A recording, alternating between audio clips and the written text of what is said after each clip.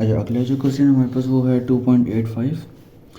Question है हमारे पास कि show that if A and B are independent events then A and B complement, A complement and B, A complement and B complement, all these pairs are also independent.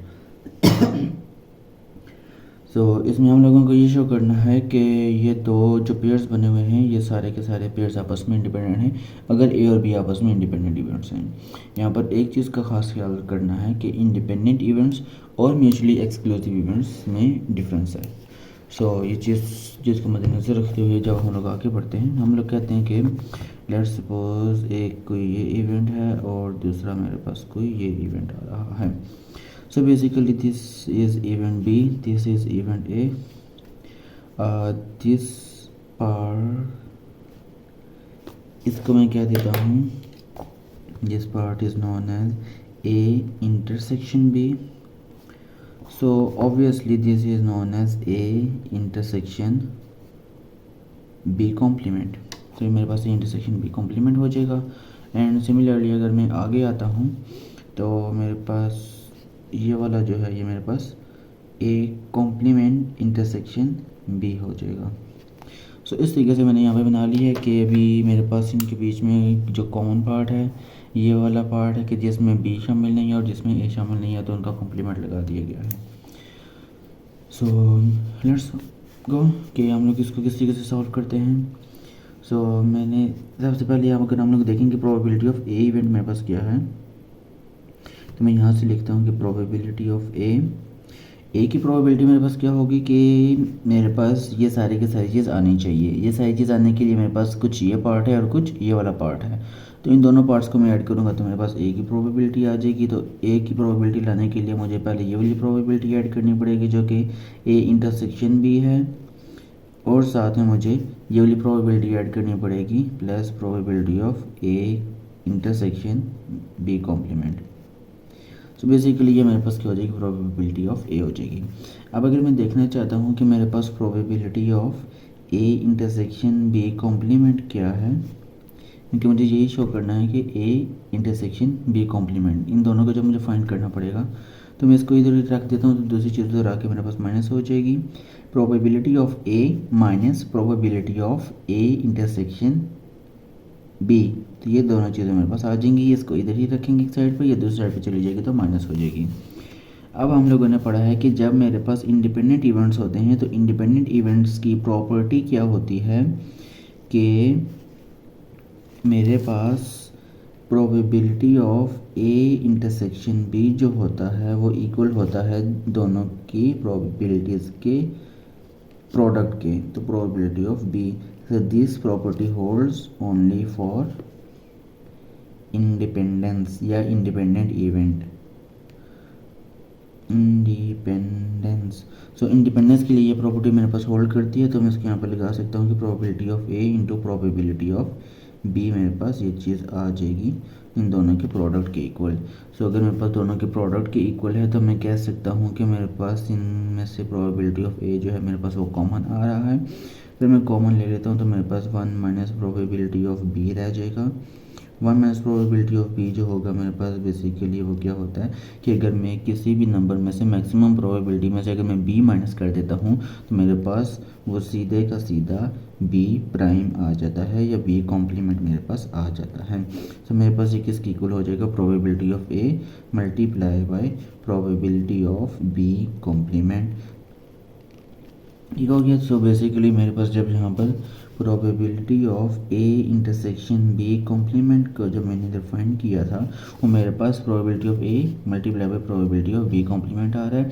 तो basically independence का मेरे पास जो rule है वो क्या है कि दो इवेंट्स का इंटरसेक्शन अगर मैं लेता हूँ और दोनों की प्रोबेबिलिटी का अगर इंटरसेक्शन होता है तो दोनों के प्रोडक्ट की इक्वल आनी चाहिए। तो वही चीज़ मेरे पास ए और बी बी कॉम्प्लीमेंट था, दोनों की प्रोडक्ट की इक्वल आ गई है तो मेरे पास ये दोनों क्या हो जाएंगे। So probability of A and probability of B complement are independent, ये दोनों मेरे पास क्या हो जाएंगे, इंडिपेंडेंट हो जाएंगे क्योंकि मेरे पास प्रॉपर्टी यहाँ पर सेटिस्फाई कर गई है। सो ये मेरे पास पहली चीज़ हो गई थी। पहला पार्ट इसके लिए, दूसरा इसके लिए और तीसरा उसके लिए मुझे फाइंड करना है। तो दूसरा पार्ट जब मैं फाइंड करता हूँ तो उसमें मैं क्या लिख देता हूँ कि सिमिलरली अगर मैं देखा जाए तो प्रोबेबिलिटी ऑफ बी जो है मेरे पास वो इक्वल है probability of A complement intersection B के, जो कि ये वाला पार्ट है, और साथ में ये वाला पार्ट जो है वो आ जाएगा plus probability of A intersection B, उस चीज़ की इक्वल आ जाएगा। तो ए इंटरसेक्शन बी की जो प्रोबेबिलिटी है मैंने यहाँ पर वो फाइंड की थी, ये वाली प्रोबेबिलिटी मेरे पास जो थी ए इंटरसेक्शन बी की, उसकी जगह पर मैं ये वाली चीज़ लगा सकता हूँ। जब ये वाली चीज़ लगाऊंगा तो वापस आके मेरे पास उसी तरीके से आगे चलेगा। अगर मैं इसको फाइंड करना चाहूँ तो मैं इसको फाइंड कर सकता हूँ। इस चीज़ को मैं उधर ही रखूँगा, A probability of A complement intersection B is equal to probability of B minus probability of A intersection B. Bracket इधर आएगी, इधर नहीं आएगी। तो ये चीज़ मेरे पास हो गई है। तो सेम चीज़ जैसे मेरे पास यहाँ पर हुई थी वैसे मेरे पास यहाँ पर आ रही है। तो इसको उसी तरीके से हम लेके चलेंगे कि ये मेरे पास ए और बी दोनों का प्रोडक्ट होगा, प्रोडक्ट लेके मेरे पास उसी तरीके से माइनस हो जाएगी। सो बेसिकली मैं इसको आगे लेके चलूँगा तो मेरे पास ये हो जाएगा probability of B minus probability of A into probability of B. Same तरीके से जब हम इसको सॉल्व करेंगे तो मेरे पास वही सोल्यूशन आ जाएगा, बी कॉमन हो जाएगा, प्रोबेबिलिटी ऑफ बी मेरे पास सीधे से कॉमन आ गया है, into 1 minus probability of A which is equal to A complement.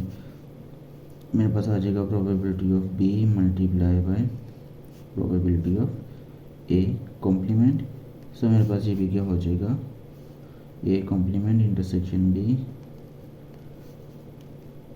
सो ये मुझे क्या रिजल्ट शो करता है,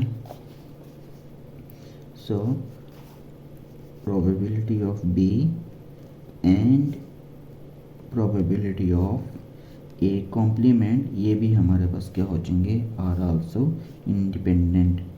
ये दोनों भी आपस में इंडिपेंडेंट हैं। क्यों? क्योंकि इधर भी हमारे पास प्रॉपर्टी सेटिस्फाई कर गई है कि दोनों का मल्टीपल जब मैं लूँगा प्रोबेबिलिटीज़ का तो मेरे पास उन दोनों की इंटरसेक्शन के इक्वल आता है।